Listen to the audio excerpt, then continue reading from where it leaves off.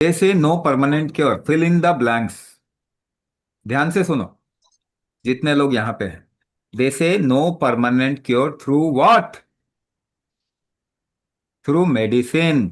There is no permanent cure through medicine. There is no permanent cure through medicine. ना who can cure it? Autoimmune disorder ठीक हो सकता है क्या? बिल्कुल ठीक हो सकता है। I can tell you many ways to correct autoimmune disorder, but then autoimmune disorder को आपकी बॉडी ही करेक्ट कर सकती है। Nobody else, no medicine can correct autoimmune disorder, चाहे कोई भी मेडिसिन उठा। So how to correct autoimmune disorder from a very simple thing to a little complex? मैं आपको बता देता हूं, एक ही बार में बता देता हूं।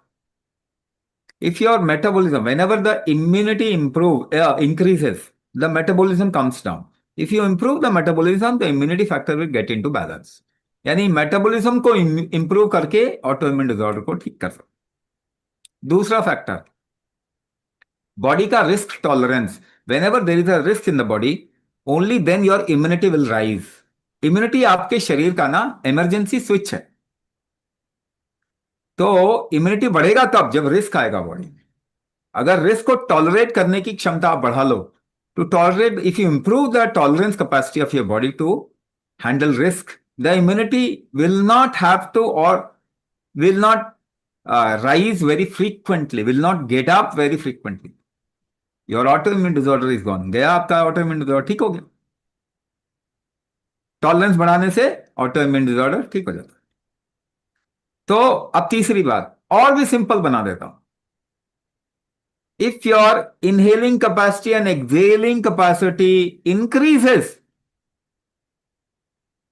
ये अगर बढ़ जाएगा, anything which is a deviation in your body, आपके शरीर में किसी भी तरीके का डिविएशन शांत होने लग जाएगा, काम डाउन होने लग जाएगा, कम होने लग जाएगा। Your autoimmune disorder will go off. तीन तरीके बताए।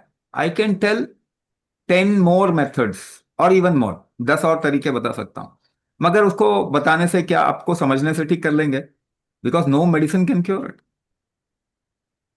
So you'll have to improve the body's innate strength to improve metabolism and other things। हाँ, अभी जो बताया, टॉलरेंस बढ़ाना है, मेटाबॉलिज्म बढ़ाना है, ये करने से होगा।